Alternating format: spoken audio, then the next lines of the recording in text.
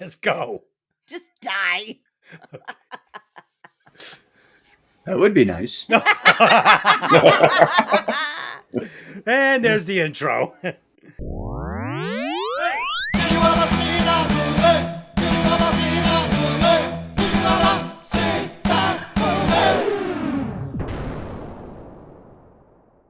Welcome to Hey, did you ever see that movie? I'm your host, Des, a true sexual Tyrannosaurus. And as always, I'm joined by my lovely co-host, Dylan. There's something out there waiting for us, and it ain't no man. It's a sexual Tyrannosaurus. And joining us again, the podcaster who doesn't have time to bleed, Pat. Get to the chopper! Oh, he picked a good one. Okay, this week we will be discussing the 1987 sci-fi action movie Predator, written by Jim and John Thomas and directed by John McTiernan. So it was written by Jim and John Thomas, but it was also written a bit by Shane Black. It was written a bit by John McTiernan. It was written by a lot of people. This thing went through a shitload of rewrites, and by the time it was made, Jim and John Thomas had completely just checked out. They were like, this isn't even the movie that we started writing. The movie is starring Arnold Schwarzenegger, Carl Weathers, Lipidita Carolado, and Bill Duke. As always, this podcast will contain spoilers, so if you haven't seen the movie, go watch it, then come back and listen to the podcast. Please take a minute, like and subscribe, especially if you're listening on YouTube. It really helps the show grow, and we truly appreciate it.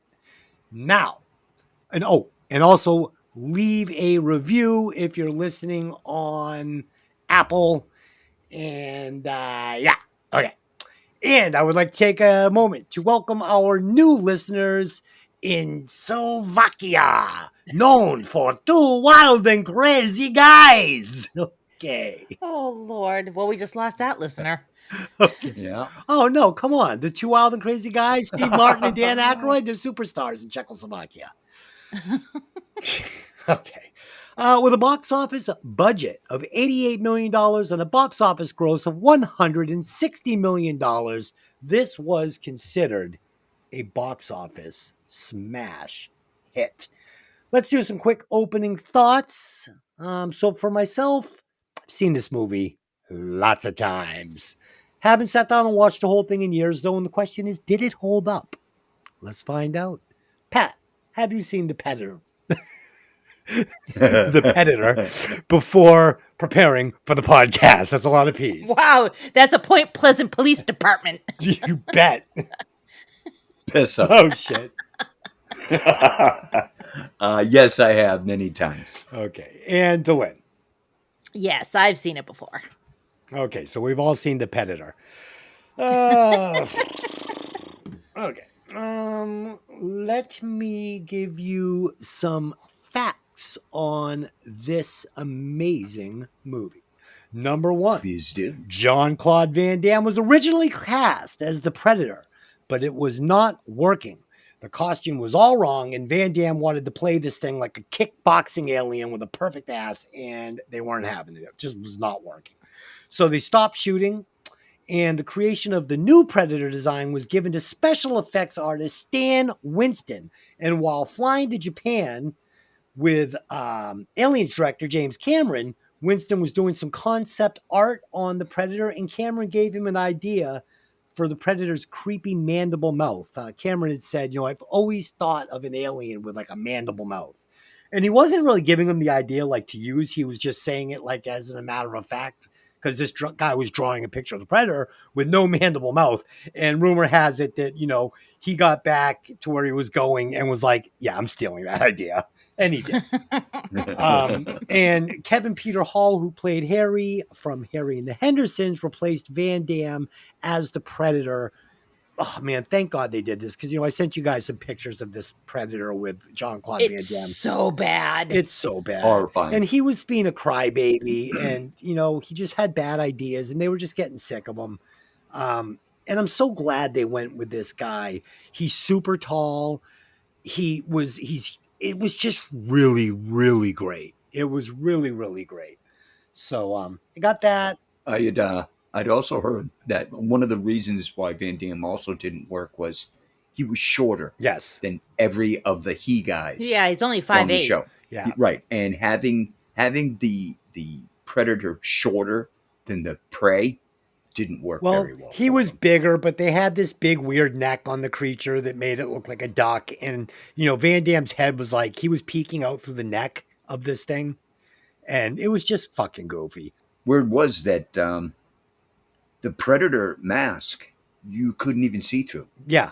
That the actor had to rehearse the scenes with the mask off and then memorize where everything was on the set so we didn't stumble and fall like a fool. Yeah. Yeah, we're going to get into this, but you know, so a lot of the thought process behind making this, because obviously this is back in the 80s and you know, practical effects were pretty much what you had. And you know, they talk about Jaws now, the shark just didn't look good and wouldn't work. And you know, they would try to not shoot it and just let your imagination kind of fill in the gaps.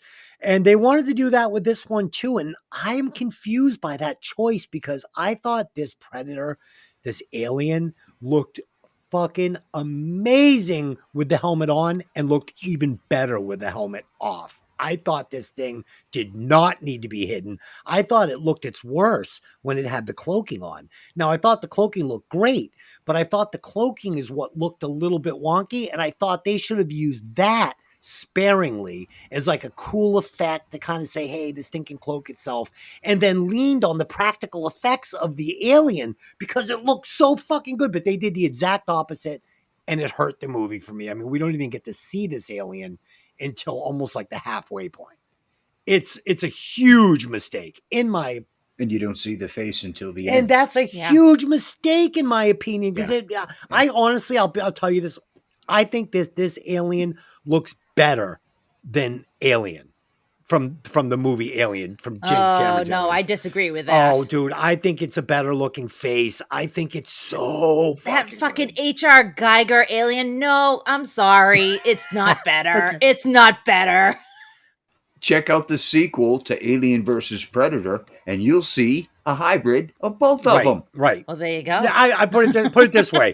Put it this way. It's in the conversation. It looks that good. It's in the Oh yeah, conversation. I mean, Alien and Predator is 1A and 1B. Yes. But when you're talking about character design, that fucking alien with the fucking head and the mouth coming, no, you can't beat it. It's ridiculous. But this one's Yeah, that's pretty terrifying. This one's really great for it to be a humanoid. Oh, yeah. For it to be a humanoid alien, man, Mhm. whew, it's really good. The hands, the way it moves, the animalistic fucking, just everything about it. And then it pulls that mask off, and that shit looks 2024. Like it's good.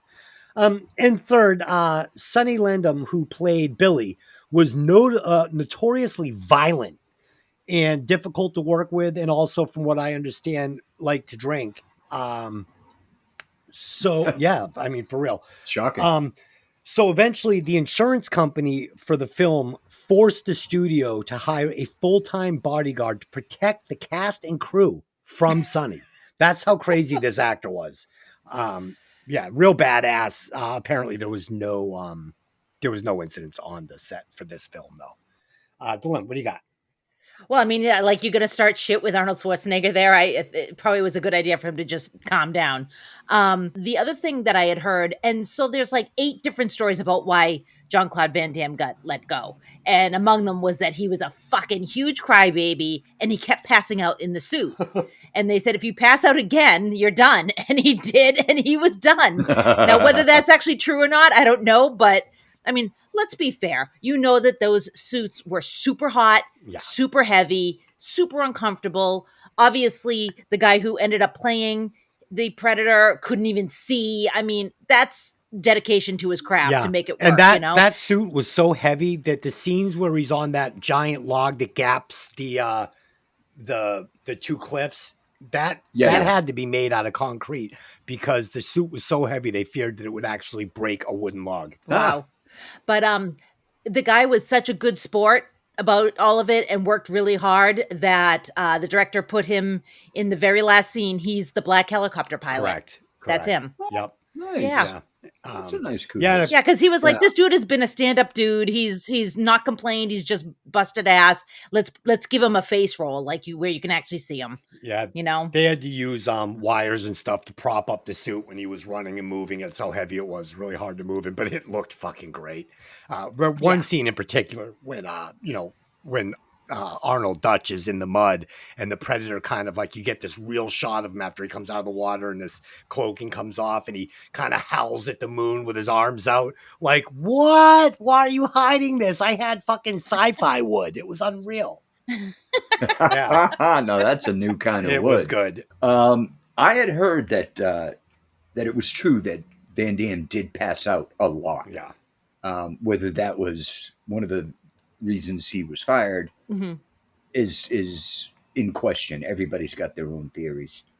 But it's funny that as hot as it was for the actors in that suit, they had issues with temperatures. Oh, yeah. Cold temperatures. Oh, yeah. They had to have heat lamps on. Even the mud on Dutch later in the movie didn't help. It only made it worse. Yeah, he was on the border of having hypothermia, and the director gave him booze, which made it worse. Yeah, I think I wrote it later on in the script. It was like an Austrian schnapps. Yes. And he goes, I was still cold and I was drunk. Yeah. Jaeger tea. Exactly. Yes. Yeah. And apparently, so there's a line in this movie, we're all expendables. I mean, come on. These are the expendables, like 30 years before the expendables. This is, the original expendables. The originals. And it was funny. So I guess every morning at like 4 before shooting, Arnold would run down and get all these guys, like, we're going to go train. And they were like, come on. He's like, let's go. And he would make these guys train to, get all swollen before their shots. And, he had one of the people that was there that was like measuring biceps and, for costume and stuff, tell the Jesse Body Ventura that he actually had a 2-inch bigger bicep than Schwarzenegger. So Schwarzenegger's like, see, it's working. All this working, all this working. And there's a clip of Jesse Ventura back in the day where they're interviewing him on the set of this. And he's like, you think he's such a badass? He's like, I got a 2-inch bigger bicep than him. He's like, yeah. And then they show Schwarzenegger being like, so he thinks. It's pretty funny. Yeah, he lied. He told the costume people to lie to him so that he'd feel better. I love it. I fucking love it. Jesse the Body is just, oh man, he's fucking money. All right, let's get into it. Let's give a little synopsis here. A team of commandos on a mission in a Central American jungle find themselves hunted by an extraterrestrial warrior. Dutch and his elite commando team arrive in a Latin American country, Valverde. They meet General Phillips and a CIA agent, Dylan. Dylan tells Dutch that a high-ranking cabinet minister traveling by a helicopter nearby has gone missing in the jungle, presumably shot down by a rebel guerrilla group operating in the area. Dutch's team has been charged with going over the border and into rebel territory to rescue the man. Dutch's team are dropped into the jungle by helicopter and they hike towards the rebel camp. En route, they find the downed helicopter. Dutch's tracker Billy is able to determine that the rebels indeed took the cabinet minister away, but another group of men has also passed through, likely more American soldiers. Later, Billy senses something wrong nearby and finds the bodies of 3 men who have been flayed and hung upside down. In a pile of entrails, another of Dutch's men, Mac, finds a set of dog tags. Dutch recognizes the name on them, Jim Hopper, a Green Beret. Dylan says he knows nothing about another team. So the opening scenes are awesome. They set you up with a mission very quickly. They get you right into the mission. They don't mess around. You get a crash course in who these people are. It's trope laden, like this guy is this guy and that guy is this guy. It's fine. I don't care. That's not what I'm here for. I'm here for the Predator, right? And then you get these kills. So disturbing, super visceral. They've had their skin flayed off. It's disgusting. There's a pile of entrails on the ground. There's something very, very wrong here. And it's not just, rebels before they even make it to the rebel camp. And also, I never realized that meme with the 2 arms, the big, strong arms clasping is from this movie. I don't know how I missed it, but I'm watching it. I'm like, that's the fucking meme I see all the time. Yeah. So this is where it came from. Oh man, it's so funny because, as different people worked on this movie at different times during the filming. So the beginning of this really feels, like an A-Team episode. I mean, it just does. It feels like a made-for-TV action thing from the 80s. It's not the same movie we're going to be watching from like the halfway point on. Like it completely changes. We get this Dylan, you son of a bitch, from fucking Schwarzenegger, and it's fucking fun. But I want to ask you guys. So actually the first scene of the movie, we're going to get the spaceship dropping the Predator off in a pod. So the ship flies up to Earth, drops him off. And this is super similar to the intro of The Thing with Kurt Russell. Oh, right. And, this is one of those, like, those bones that people pick. You either love it or you hate it. A lot of people don't like it. For me, I feel like just like in just like in The Thing, you got to have it. I love it because this movie starts to feel a lot like Commando to me at times, where it's an action war movie. And it's a little light on the sci-fi, especially when they fucking want to hide this alien from me for like almost the whole movie. So I'm just watching this war action Commando movie, and I'm not even sure what they're fighting. And they're giving me little like smudgy visions of this alien. So for me, it adds a little more sci-fi to the movie. And at least it tells me you're going to get an alien. So just hold tight. You're going to get your alien. So Pat, did you like them tipping the hat with this opening shot? Yeah, the opening scene was really good. I've seen it because I've seen all of the Predator movies as well as the Alien versus Predator movies. Right. And that particular scene is very welcome and visual in almost every one of these movies. Right. In Alien versus Predator, when it takes place in the South Pole, they actually showed they look like large cylinder canisters that are fired out of the ship. Right. And then 3 like fins deploy as it enters the atmosphere, and they show the impact on the ground and the thought of something surviving that landing. It's got to be Alien because it's a violent landing. Right. But it's always been good. Yeah. You know what else I really liked about it too was, I mean, obviously people are like, oh, well, you're giving it away. It's like, come on, if you're going to see fucking Predator, you're getting an alien movie. So they're not doing that. And then also it really gives me the idea that this is like almost like a shuttle to the planet. So like more than likely they're dropping Predators off in different locations in the galaxy to hunt different formidable prey, and man, they say, is one of the most dangerous animals in the universe. So yeah, sure. It's great. He's going hunting. And it makes me believe in this, in this universe of Predator that, like Anna says later in the movie, this happens in the hottest years. So these are hunting trips and they're catching lifts to their different locations to hunt. And I thought it had to be in the movie.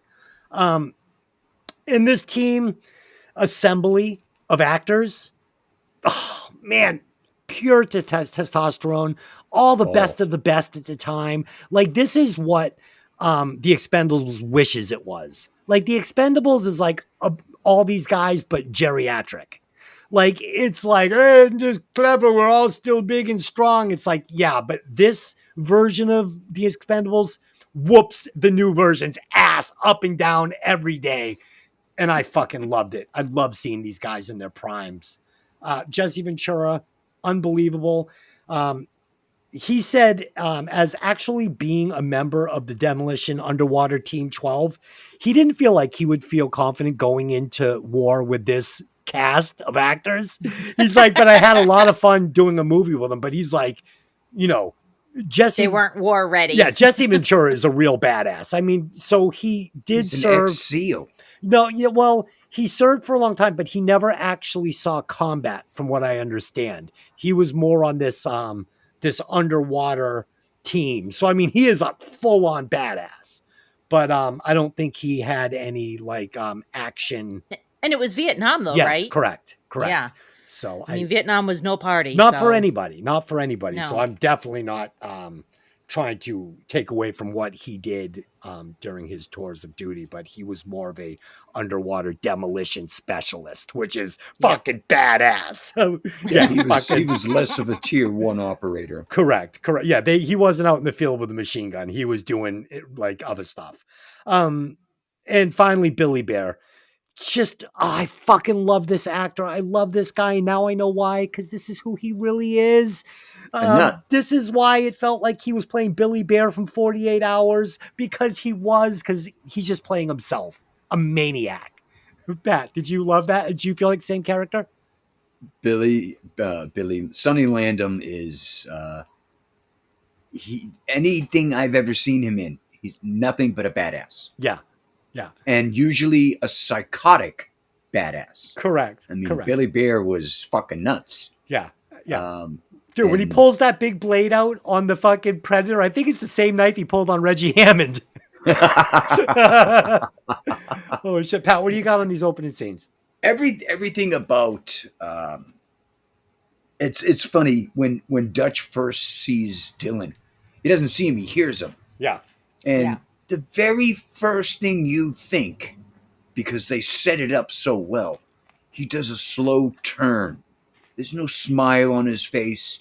And the very first, even if you've seen it already, the very first thing you think is, oh, this is going to be a problem. Right. These two are not going to like each other. And then he yells out, Dylan! And you son of a they're bitch. friends.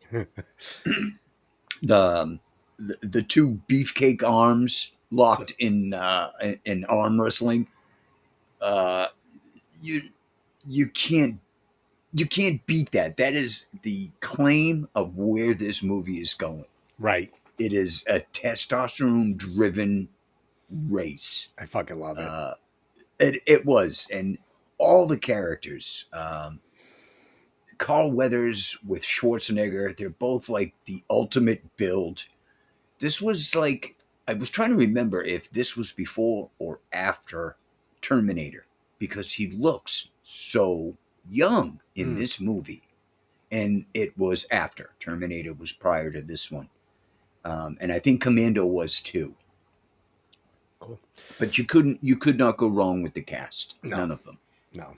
Yeah, one thing that we didn't mention when we were talking about the stuff at the top, the notes and stuff, was you had told me that they wrote this movie because Rocky had fought everybody, and they said he's going to have to fight an alien next. Yep. And they tried to get Sly, and Sly didn't want to do this movie. He was like, that's stupid, I'm not doing it. And they got Arnold instead. Well, it's funny because it was actually just a Hollywood joke. Somebody had said it. The writers of Rocky IV actually were joking and said, we're going to have to fucking have Rocky go up against an alien next. There's no one left on Earth to fight. And it was kind of going around Hollywood, and these two writers that heard the joke said, let's do it. And let's fucking write it, and lo and behold, that's what we got. So I think it was the Thompson brothers that heard it and decided that they were going to try to make this script. So Delaney, go ahead. Keep it going. All right. The team arrives at the rebel camp without being detected. Dutch and his team destroy the camp in an all-out assault and kill all the rebels. There are no hostages. However, Dutch finds a lone, terrified girl named Anna. Dutch realizes they've been set up and confronts Dylan. Dylan confirms that Dutch and his team were merely pawns to destroy the camp and its men. The team heads to the chopper pickup point, taking Anna with them at Dylan's insistence. However, they're being tracked by an unseen enemy that sees their body heat signatures. Anna tries to escape the group, and Hawkins gives chase.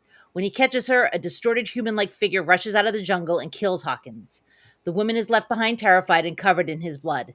Dutch's Spanish crew member, Pancho, asks Anna what happened. All she can say is that the jungle came alive and took him. So I really appreciate that they did not waste our time with everyone being like, she killed Hawkins, because no, it was stupid. I'm so glad they didn't go there. It would have been very easy to play that misdirect angle. And I'm glad that they didn't even bother. They knew something else was going on. Yeah. So I love how when Dutch and Dylan are talking in the beginning, he's questioning, hey, why weren't you there on this mission? We don't do that. We only do, rescue and missions. We don't do assassinations. We don't really believe in killing people. Basically, all the same rules the A-Team has. And then it's like two scenes later, they get into this camp in the fucking jungle and they cut this thing to pieces. They kill every man, woman, child, pig, hostage, bug, mosquito, Scorpion. It doesn't matter. They are just on a killing spree, bloodthirsty animals. And I was fucking laughing out loud. And I did like this line that Anna gives. And I thought that I hate to say this movie didn't need this character. And it wasn't that I didn't want, like, I had a problem with a woman on the mission. I mean, I would have been fine with them having a woman operative with them. Would have been great. But this character like a Velasquez from yes. Aliens. But this character didn't Katie work Sackhoff. for me because all she did was tell these guys, all right, listen, this happens. It's, it could be magic. It could be a devil. But, during the hot seasons, these things are happening. Mysterious, deadly things are happening in the jungle. And it's, it's cool. It's like she's telling you this happens. Like, this isn't the Predator aliens' first trip to Earth to hunt man, right? Mhm. But then she has nothing else to do in this movie. So my question is, why would they even take her along? These are basically mercenaries getting paid to complete a mission. Mission has failed. They've now found out they've been basically lied to. The hostages are all dead. The hostages were a Green Beret team. It's like there's no reason to take this woman with them. She's going to slow them down. I've got one. Dylan says that he's taking her because she knows something. She doesn't know shit. I don't buy it.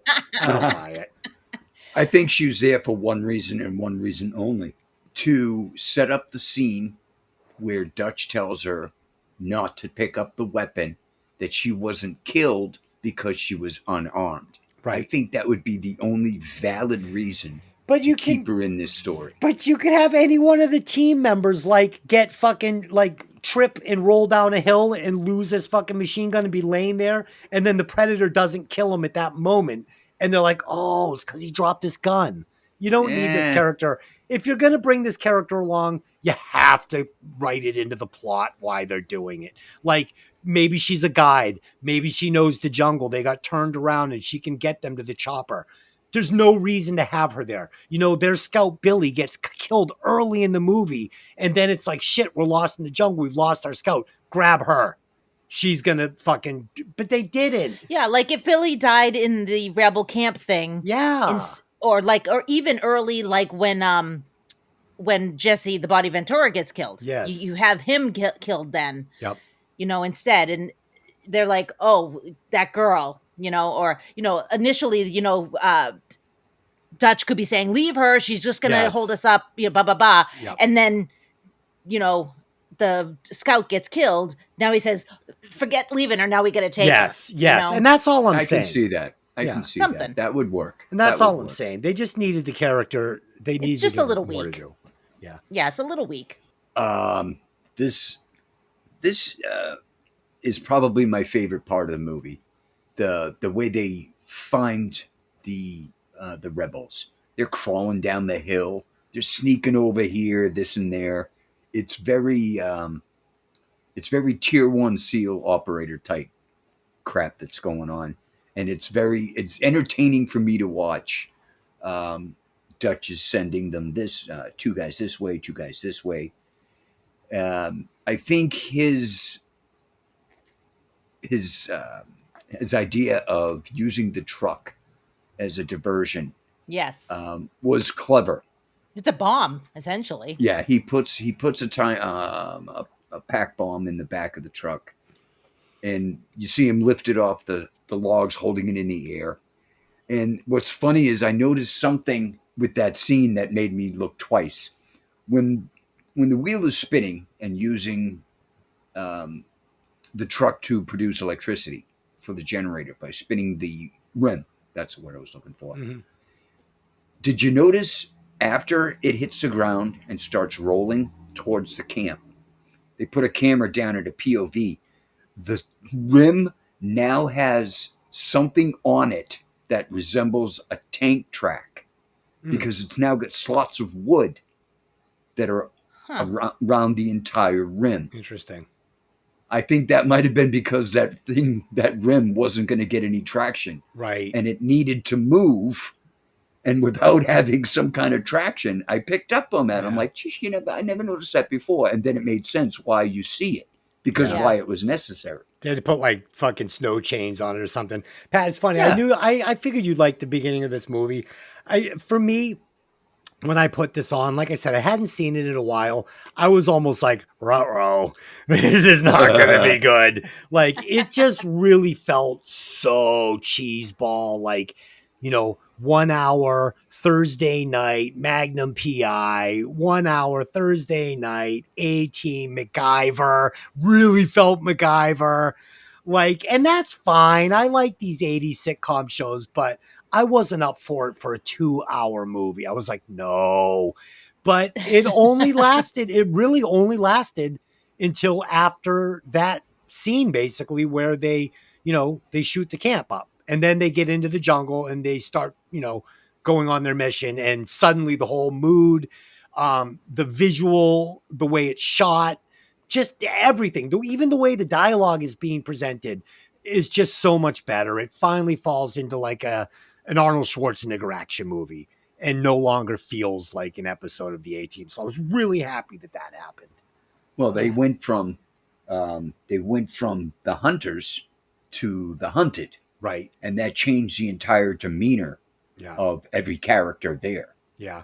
Right. Did you notice, because this happens a few times in the movie, and I had to watch like a thing on Predator because I didn't catch it watching it.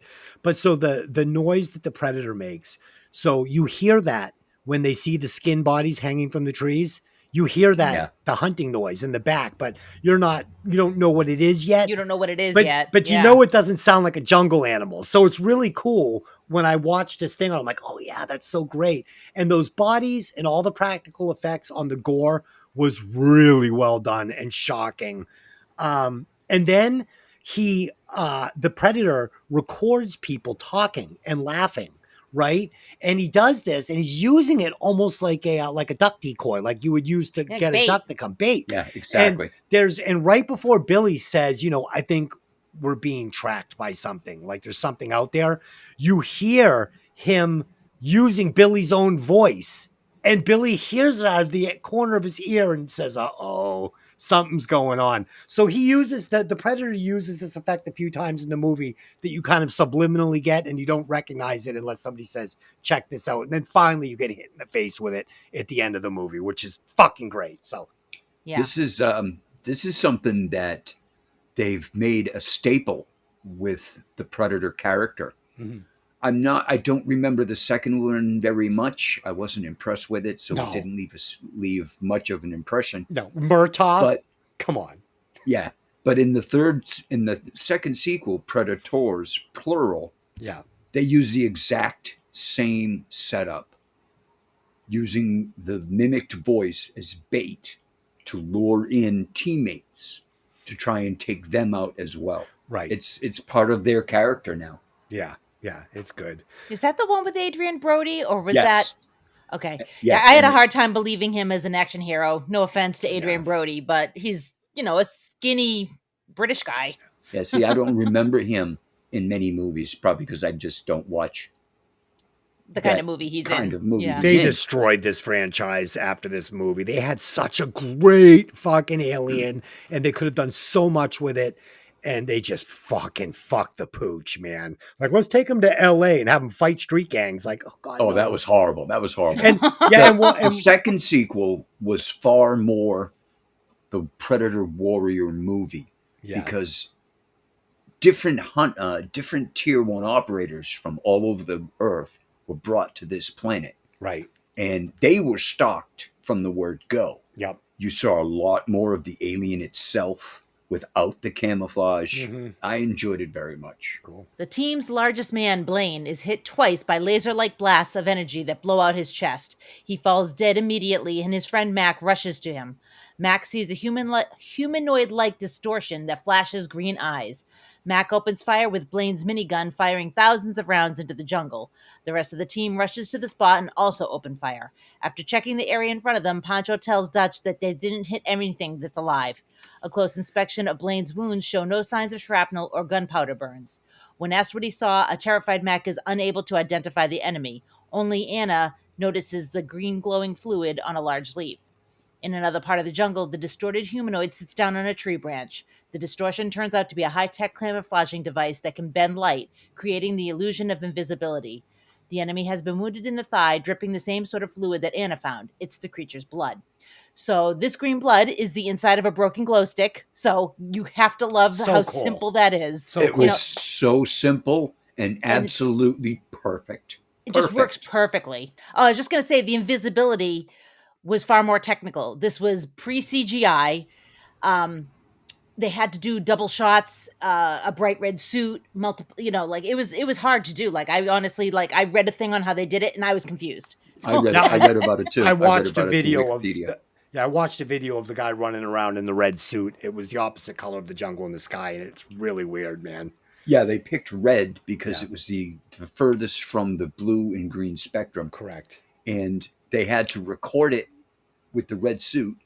Then they'd record the same scene, and they would use an effect to remove the Yeah. red from the first image.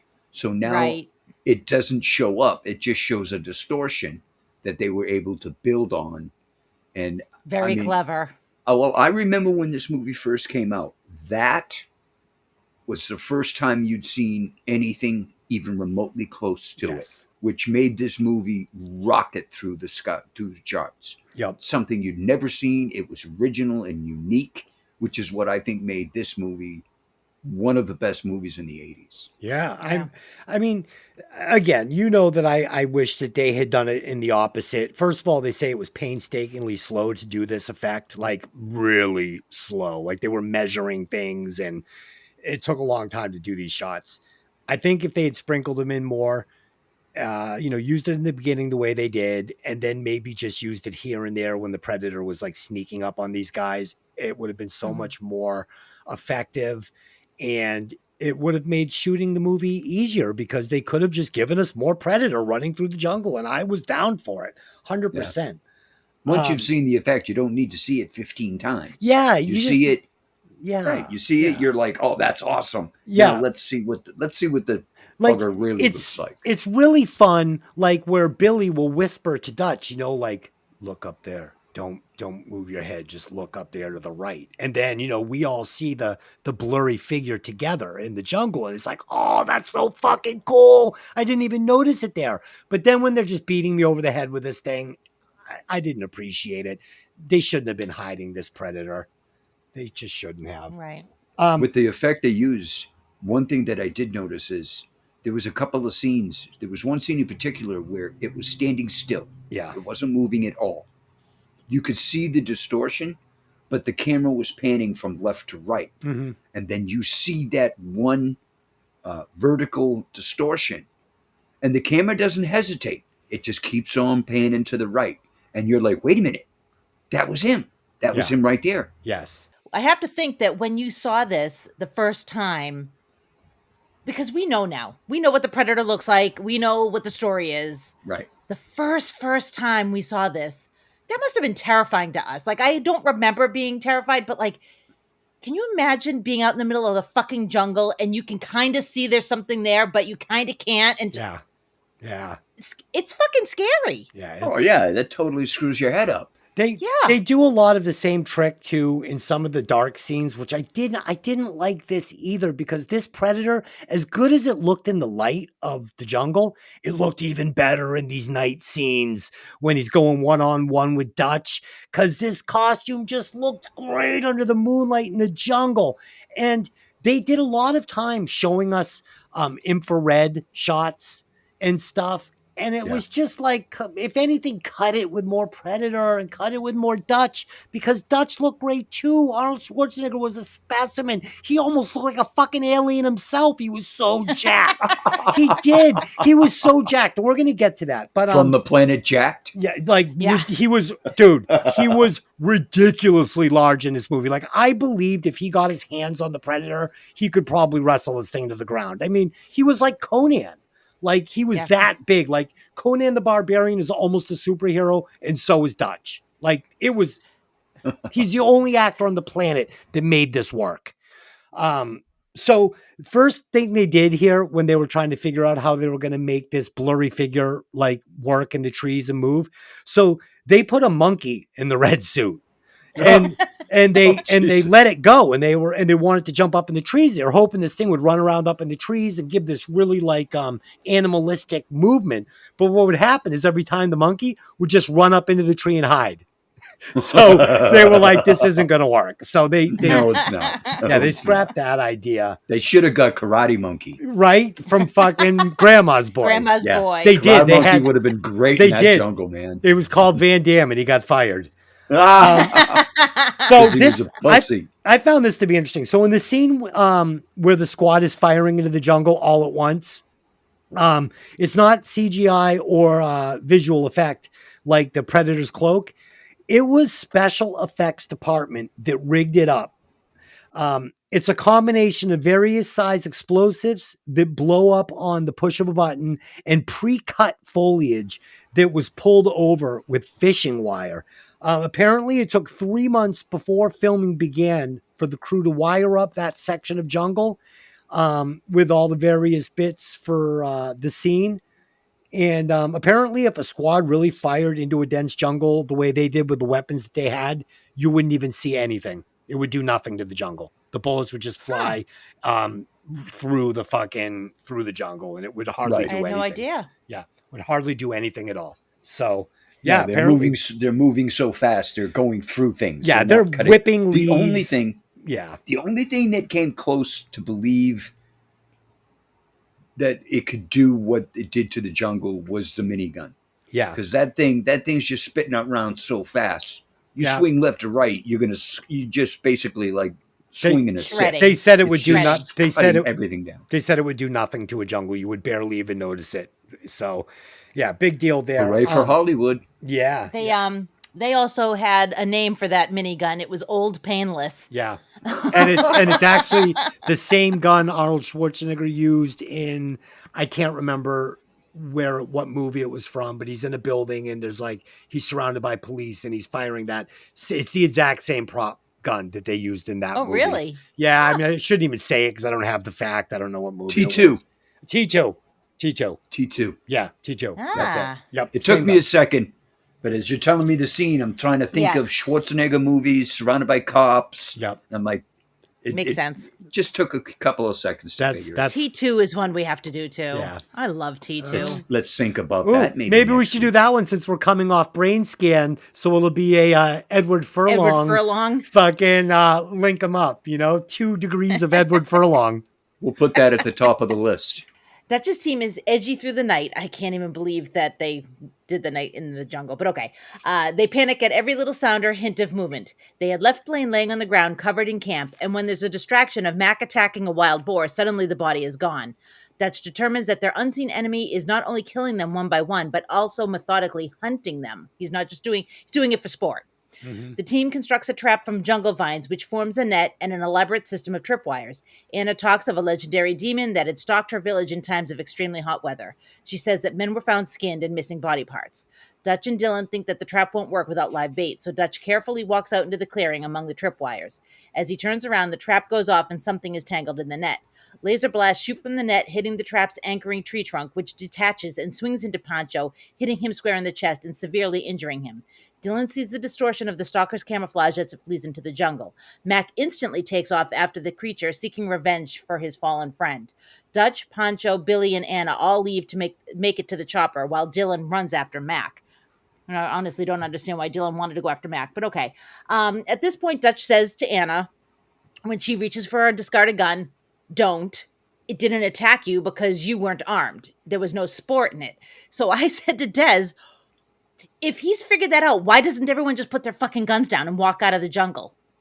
Okay. Movie over, but Yeah, No. that's probably one reason. And I think No. the other reason might be they're already combatants. true. They've And he already- did watch them kill all And those he people did, in the exactly. jungle. So whether they were armed or not, they probably still would have been prey.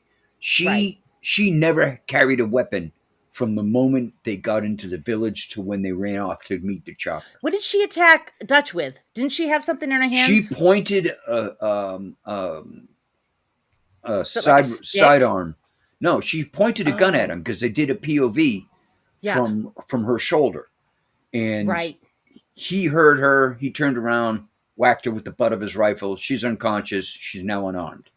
Right. But So the maybe predator the predator never never sees saw her, her with a gun. never sees her with a weapon, so she's Come on. not considered. So- Okay, here comes Des. I The can see Predator the face. didn't- We can't just talk about this? No, the predator didn't attack her No, because we she's can't. a fucking woman.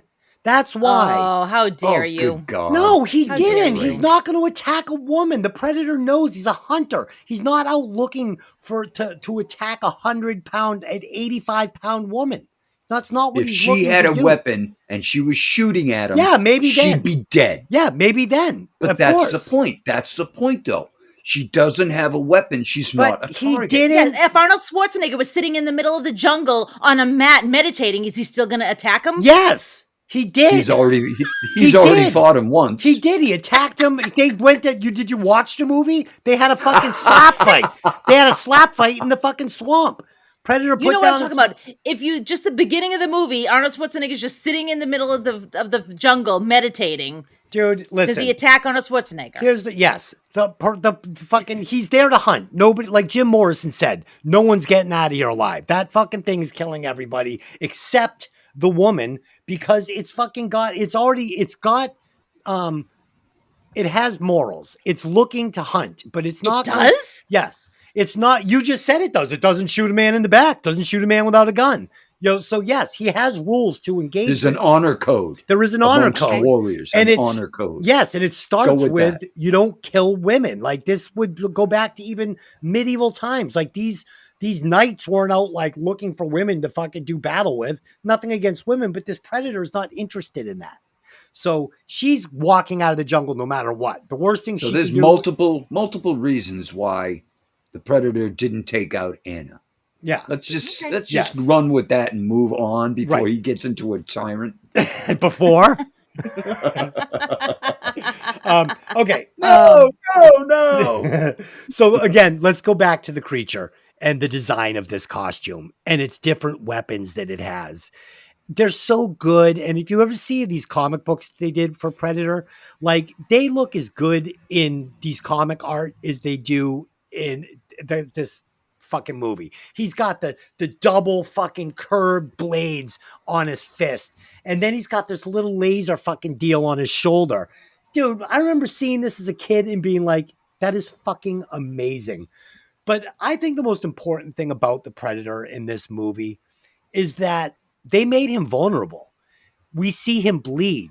We see him have missteps in his strategic moves where he makes mistakes that put him in, compromising positions.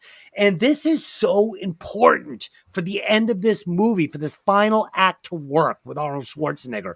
If we go into this final act and this thing hasn't made a mistake or bled yet, what's the point? But Yeah. I've seen that this thing is hurt now, and these guys have got to it. And now he's going up against Dutch, the leader. And Dutch is smart, and Dutch is fucking huge, and he's strong. And I don't think that he's going to beat him, but I think he's going to get his attention, and I'm up for this battle, and I'm super excited. When they pull him down into the mud and he gets out, he's being tracked to the water and the waterfall, and you're like, how's he going to get away? And he falls in this mud and he gets up. Oh, it's so great. So yeah, Pat, what do you got? I think the scene, though necessary for the show, the scene with the entire squad emptying weapon after weapon into the jungle after Mac freaks out. And I don't mean, I mean everything. Even, was it Hawkins? No, Pancho with his grenade launcher. I mean, everybody's jumping around. Pancho's lobbing grenades Yes. into the friggin' woods.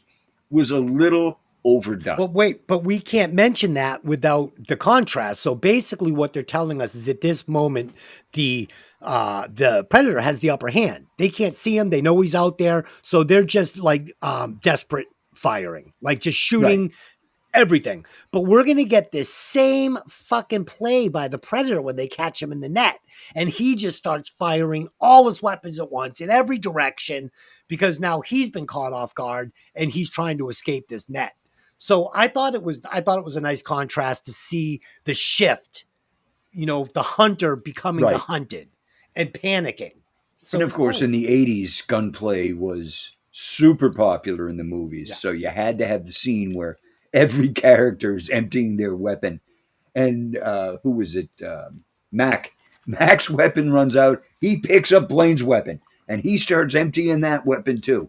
Yeah. It's Schwarzenegger, was reading the script and they were there, and he really wanted this to be a play on the Magnificent Seven, and it is right down to these final, credits we're going to get with everybody smiling at the camera, um, you know, yeah. 80s Yeah. sitcom style. I like that. Well, it's a double-edged sword. If you're somebody that watches a lot of war movies, especially ones from the 70s and, late 60s, 70s, late 70s into the 80s, this is a hallmark of these movies because, you get these giant ensemble casts and, people get killed early in the movie, guy like Jesse Ventura or, and it's like a curtain call. So they did this a lot, including in the Magnificent Seven, where they get their final curtain call and you're reminded of all the actors and the characters that were in the movie. So it was a double-edged sword for me. I thought it was a little goofy, but at the same time, I understand what they were doing stylistically, and I appreciated it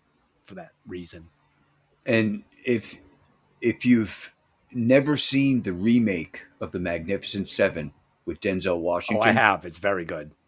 Then you're missing out on one of the best westerns put out. Yeah, if you've never seen a movie called Out of Time, you're really missing out with Denzel Washington. It's really good.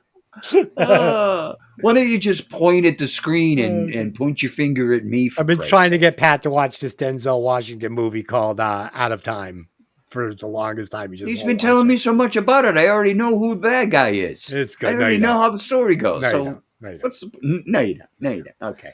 What's next? Glenn. Yeah,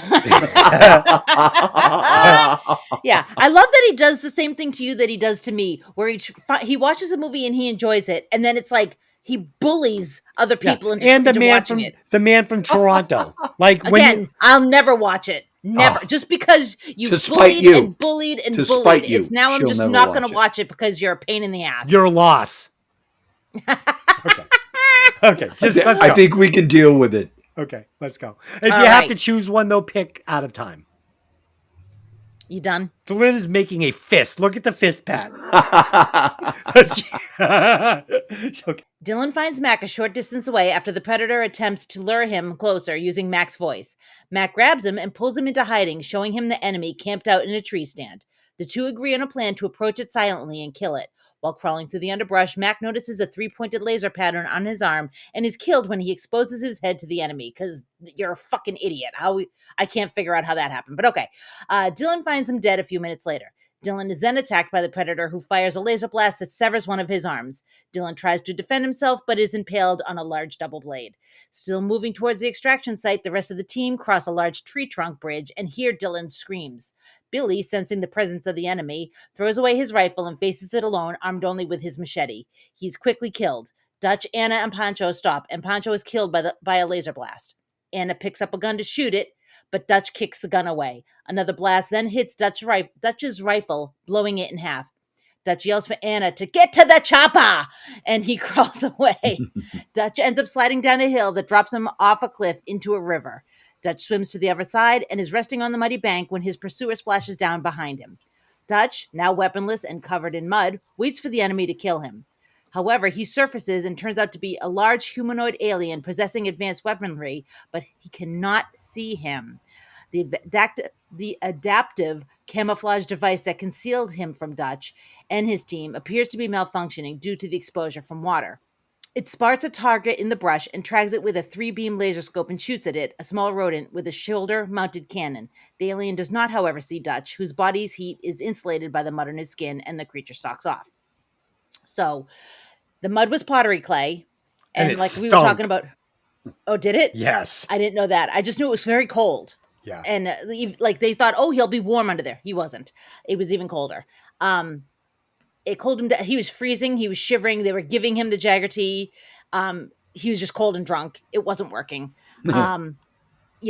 Honestly, like this part, like Des has talked about it a couple times already. So good. You get the really good shots of the alien here, of the predator, what he really looks like, the like those dreadlocky type things he's got going on, Yeah. and it's so good.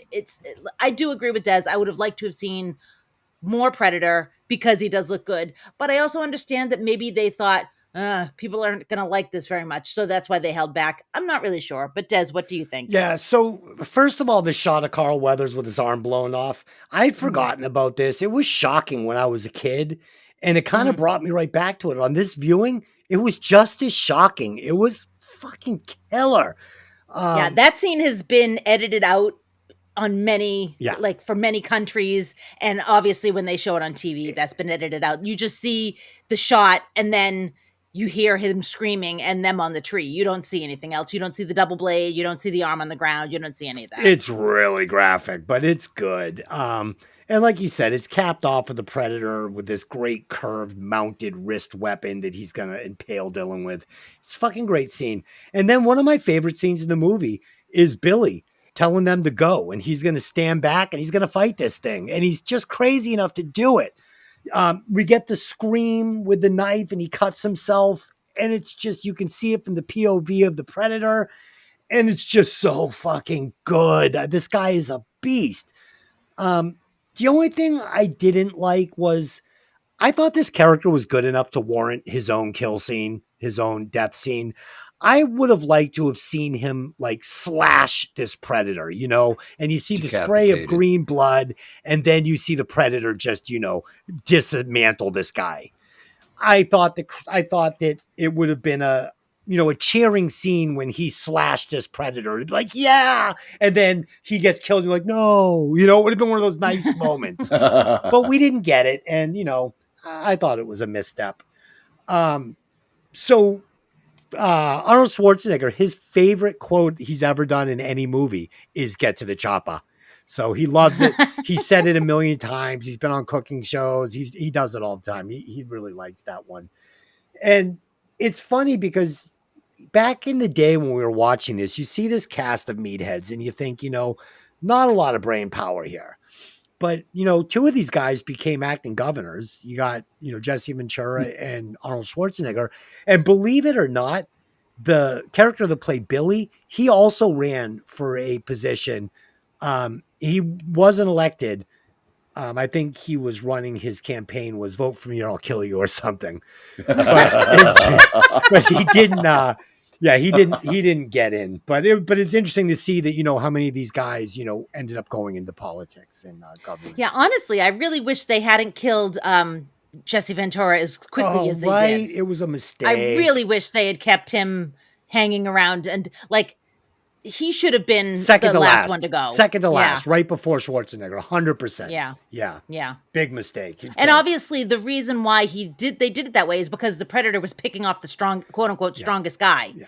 So he was the biggest body, and they took him out first because he didn't want to deal with either that or his bicep really was 2 inches bigger than Arnold's, and he was like, "Get him off the set, kill him now. He's making my arms look puny." Okay. Pat, did you have anything on that? One of the things I noticed, it took me a couple times to watch this, when Mac ran off to search for the Predator, and he's going up the hill and he's taking all his gear off. He's taking off his ammo pack. He's taking off his tack vest, and he's saying, and he's reciting a line over and over and over again.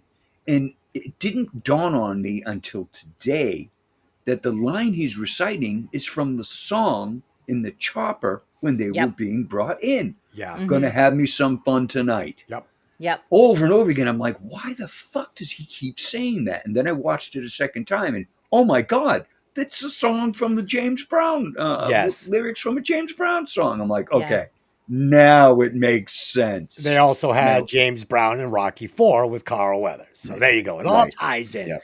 Dude, that red filter they put in that chopper, in that scene, the red filter they put on that red light. Scene, so good.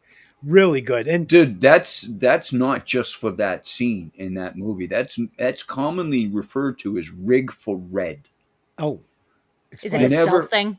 It is an actual situation. It helps reduce glare on the screens that you're monitoring. And if for any reason it helps reduce light, like say if you're on a surface vessel and you have portholes that expose to the outside, Right. you're less likely to see the red light than you would the white light from the fluorescence. So it's commonly referred to as rig for red. The sub that I was on, we did it constantly, and it's just you flip a switch and it changes Everything from is red. fluorescence to red bulbs. Yeah, so you guys don't know, but I mean, you do know that Pat, served on a submarine, but you didn't know he was actually exactly like Steven Seagal in Under Siege. dear He would God. make pancakes and then kick ass. I I did baking. I made sweet rolls, Oh, shit. and usually I just washed my ass. He made sweet rolls. He made sweet rolls and Dude, Hey, you know what? Those in guys my on the day- sub have to eat. That's fucking in my- awesome. But I'm trying to back- set him up as a fucking badass, fucking Yeah, cooking we and just kicking ass. we just totally shut that down because there's no fucking way I could be a badass. Oh god. That is Okay. totally impossible. Okay. Dutch decides to mount an offensive, choosing a strategic spot and setting a garroting trap with spikes. Dutch also builds a bow and several arrows with gunpowder from his spare grenades and fashions some spears. He also covers himself in mud to further his advantage. Meanwhile, the creature rips the spinal column and skull from Billy's corpse, cleaning it to make it a trophy. So We good. see this gross, Oh. but so good. Oh. Epic scene. Yeah, we see the skulls of several other humans among its collection. When he's ready, Dutch lights a large bonfire and sounds out a primitive yell, summoning the alien. The alien arrives and crawls over the unseen Dutch. Dutch fires one of his explosive arrows at the creature, permanently disabling its invisibility device. However, Dutch rapidly runs out of weapons. The alien captures him in a pond. After a brief examination of his human opponent, the creature removes its helmet, revealing its face. It then engages Dutch hand-to-hand in a battle where the alien has the advantage of strength over Dutch, and he's also far taller than him. Dutch draws the creature into the spike trap he set, yelling for it to come closer, and the creature's not dumb. He figures it out immediately. He goes around, but that's his flaw because Dutch notices he's now standing directly under the trap's counterweight. Dutch kicks away the trigger, and the counterweight plummets, crushing the alien. Dutch moves in to finish it with a large rock, but throws it away when he sees that the alien is already dying. He's not going to bother sticking a gigantic rock on his head. Dutch asks, "What the hell are you?" And the creature repeats the phrase. It opens a panel on its gauntlet and activates a timer, signaling Dutch to run. As he does, the creature laughs, imitating Billy. So I don't even think he's laughing. I think he's just using Billy's voice to mock Dutch. A small nuclear explosion goes off as Dutch leaps to cover. In a helicopter flying nearby, General Phillips and Anna see the explosion. They see Dutch in an incinerated patch of rainforest. He's recovered, looking completely exhausted. I just mentioned in my notes that this was Kevin Peter Hall piloting the helicopter, who was the actor inside the Predator outfit. I think it's really nice that he got a moment to be on film, not in a crazy outfit, because this was not an easy role. You got to know this was hard. Oh yeah, And, give him some credit. Yeah, you got to credit where credit's due. Do I believe that Dutch could kill the Predator? I'm not so sure. Des, what do you think? I think he could. I think between what he brings to the table physically, being this freak of the nature man, he's strong enough. He's not stronger than Predator, but he's strong enough. And, he is super smart in hand-to-hand combat, in, jungle warfare. So, yeah, I think he could get the best of this Predator, and he does. I mean, I think if you look at it this way, the Predator decides to toy with him. Yeah. Essentially. Yeah. Oh, yeah. Yeah, he is a far larger predator, far larger person. He's stronger, and even taking off his weapons, he's got the advantage, and he's toying with him, and he gets killed because he underestimates. Yes. So when you've got Dutch. two apex predators going at each other, even if one is dominant, like let's say you've got, I'm just using these as examples, like a cheetah and a lion going at it. And they're Okay. both deadly and dangerous. The lion could beat the cheetah probably 100 times out of 100 times.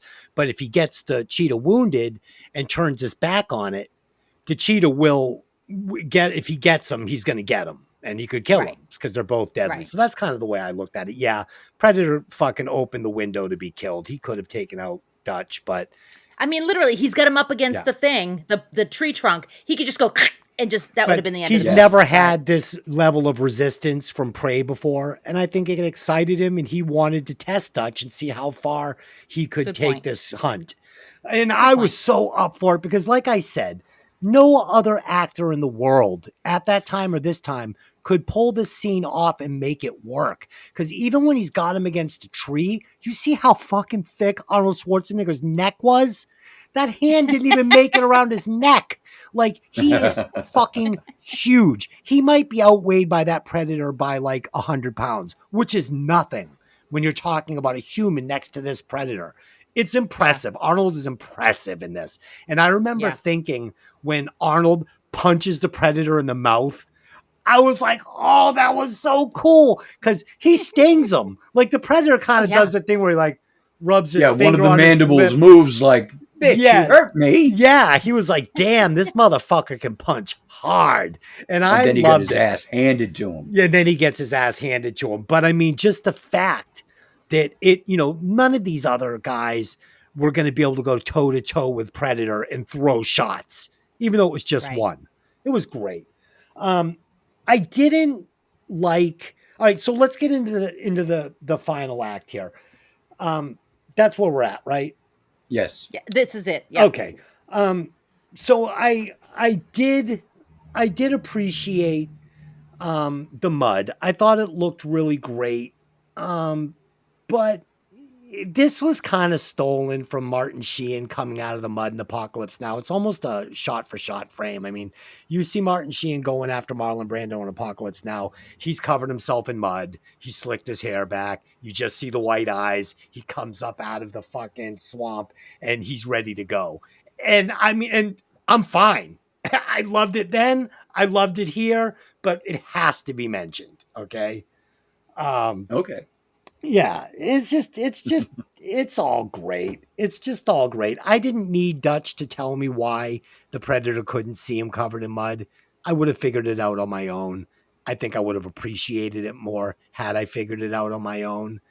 But I get it, The people seeing this movie, maybe they needed explain that. Why can't he see him? You can't see me because I'm covered in mud. So I'm fine with that. Pat, what do you got? I agree with you. When Dutch makes the connection that he can't be seen by the mud, because of the mud, he now is able to concoct a plan because he now knows that there's a weakness.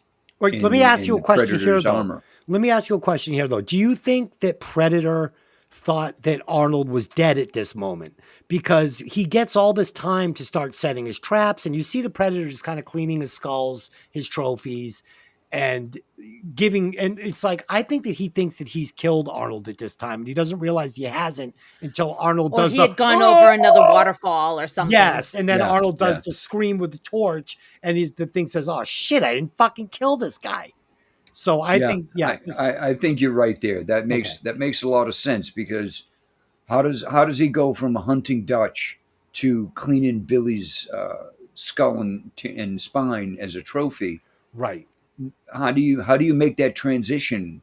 There's got to be a reason for it, and I believe that you nailed it there. Do you think there's a trophy case on like Planet fucking Grossface, like with skulls in it? Like, isn't that in one of the other movies? What, a trophy case? Yeah. Like really? I could have sworn it's either in the comic or one of the other Predator movies where like there's like a skeleton from this thing, a thing from that thing. Like they just go around hunting. It might have been the second one. I don't remember it because if I remember right, in the second one, the Predator ship was underground. How the fuck they managed that is one of the reasons why the movie sucked. Yeah.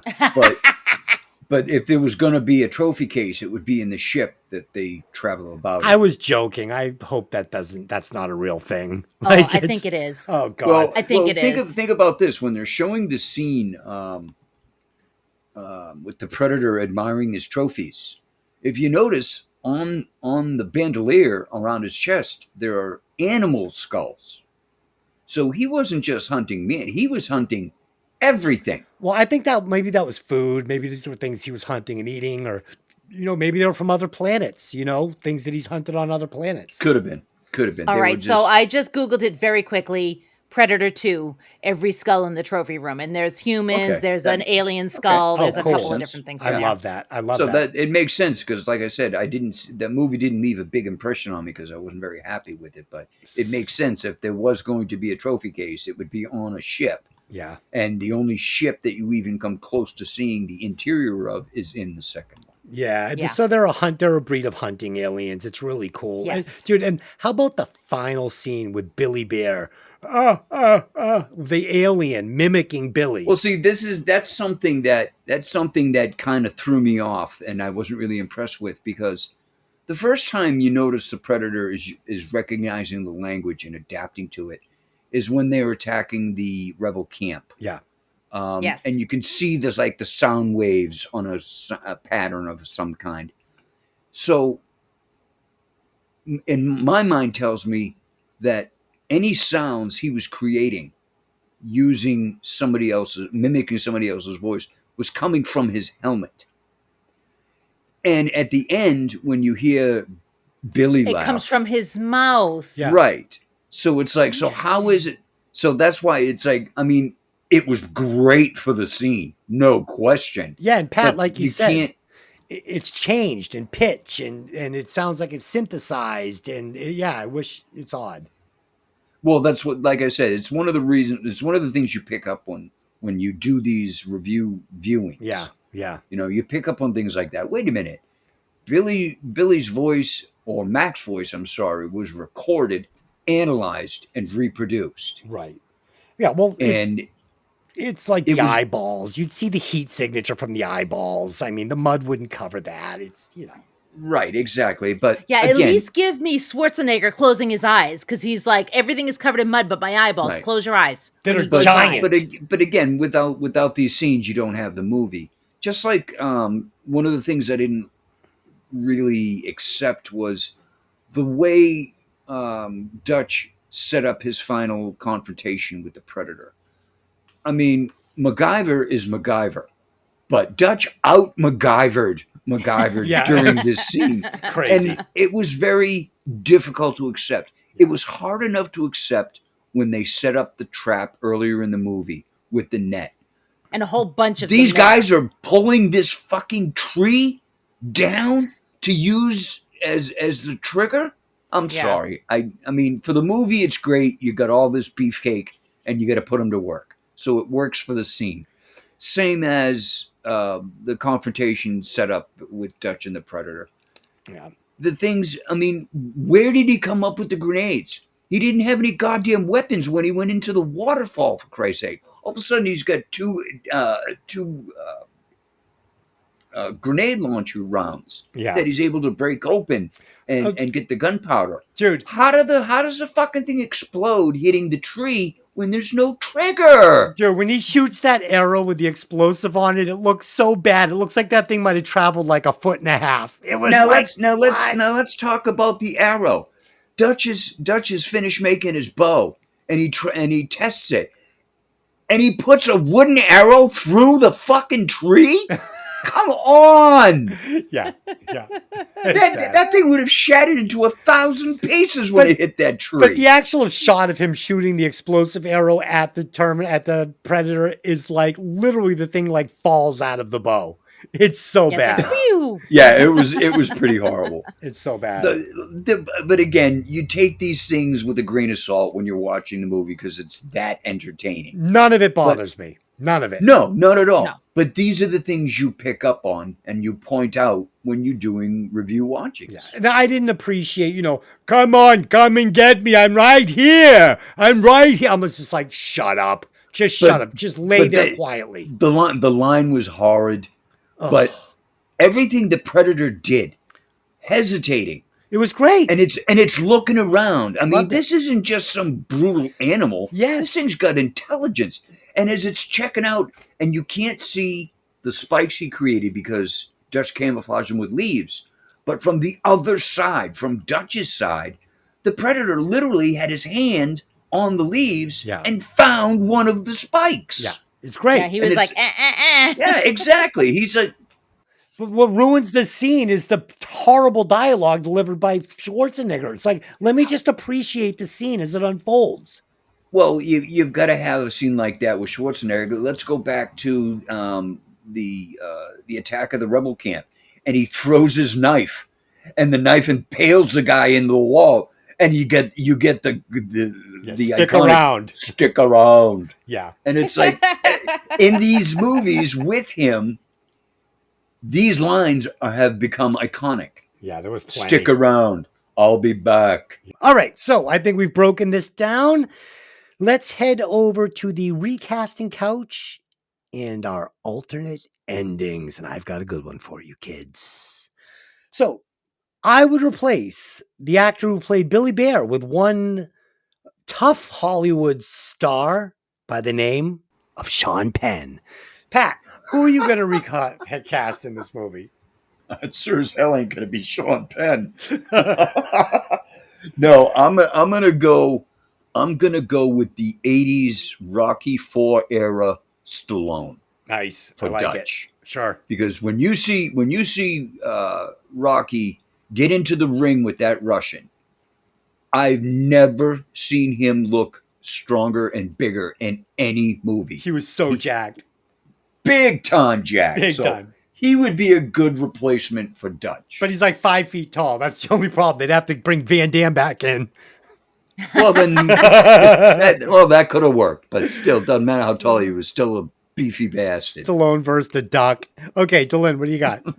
I also recast Billy. I recast it with Brandon Lee when he was very buff. When he was very buff. Okay. You're so good. All the yeah, things that you all do the are time. so amazing. But Let me to tell you everything. something. Your adjectives get shit on. Brandy Lee is too soft to play that role. Okay, his name's not Brandy, you fucking fool. His name is Brandon. Someone named Brandy Lee probably is too soft. Listen, you need a tough, grizzled Hollywood actor with some edge. like Sean Like Penn. Sean- Who literally Oh, yeah. looks like a fucking Oh, yeah. wet noodle. Please, with that bullshit. Okay. Please. Okay. Okay. Next Okay. segment. Next. Yes, thank you, Pat. Next segment is the alternate endings. So I will get us started.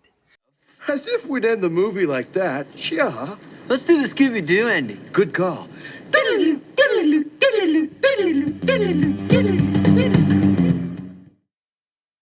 In my alternate ending, just before the nuclear device goes off on the alien's arm, Dutch kills the Predator and stops the countdown at 1. He puts on the Predator's outfit, his helmet, his entire suit, and he waits for the spacecraft to pick him up because the suit is giving off the beacon. He gets aboard this spacecraft. They fly back to the home planet. It's just as they start docking. Dutch hits the button and destroys the planet with a nuclear blast, saving Earth from any more hunts. No claps? I'm hearing crickets. Okay, well, that's my fucking ending. It was cool. It was cool. Thank you. It's Thank a you. cool ending. Thank you. I appreciate that. It's giving me Independence Day, but that's okay. I like it. That's where I stole it. That's where I stole it from. And What a actually, surprise. okay. Since you said that, then Arnold smokes a cigar just before he pushes the button in the Predator mask. Well, he's a stogie guy, so that works. All right, Pat. What's your alternate ending for Okay, Predator? I'm going to take my alternate ending cue from the Alien Predator movie, the first one. Okay. I'm going to have Dutch beat the Predator, and before he's picked up, the Predator's colleagues, or clan, if you want to call them, Yep. show up, take the body away, and Dutch is the victor. Oh, that's cool. I like that a lot. So basically, they respect him for Exactly. They beating the didn't Predator. kill him. He is a warrior, Oh. and that's what they are. Okay, so let me just dress it up just a little bit. They Okay. cut the Predator's head off and they give it to Dutch as No. they take the body away because No, he I'm gets not to gonna- keep the skull No, as a no, fucking. no, He it gets to doesn't work keep the because skull as a trophy. it's an honor code thing amongst the warrior class. Yeah. The body, you take it back intact or Okay. whatever's left, and you bury it with honor. All right, your ending sucked. Delin. What do you got? It I'm was joking. until you didn't like your I'm joking. addition. Your ending was very good. I really like that ending. That would work.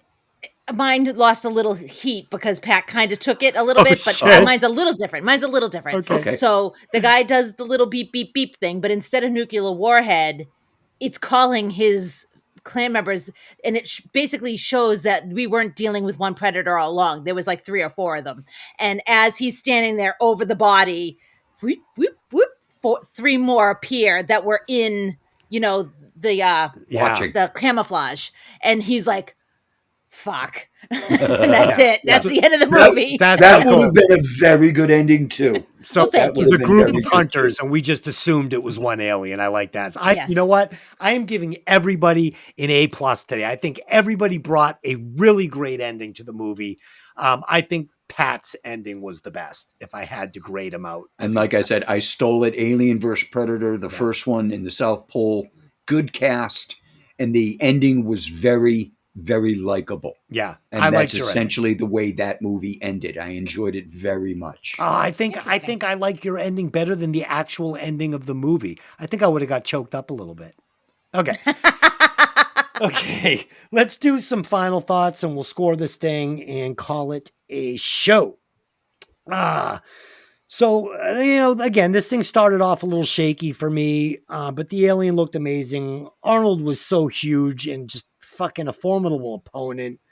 This was the Expendables before the Expendables existed. This thing paved the way for action movies and sci-fi movies that would come after it. Unfortunately, not the 2 from this franchise, but whatever.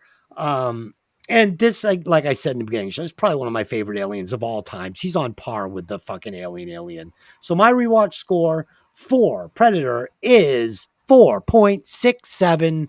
It's a really strong movie. Pat, what do you got? I enjoyed this very much. The end of the movie was 2 different movies for me. Up until Dutch was the only survivor, I enjoyed it very much. There was a lot of shooting action. It's the kind of thing that really trips my trigger, no pun intended. Right. And once it got to the solo Dutch versus Predator, you got to take a lot you see with a grain of salt with what he's able to do, but it's so well put together. It's believable enough. Seeing the alien without the camouflage definitely would have been a bigger attraction throughout the movie as opposed to the end of it. But I understand the big attraction when this movie started was the camouflage. That was the big grab for the audiences. Nice. And your score for the Predator. My score to wrap this up, and Ari, is a 4.65. Ooh, we saw this thing very similar. So I don't love it quite as much as you guys do, but it's good. You can't take it away from it. It's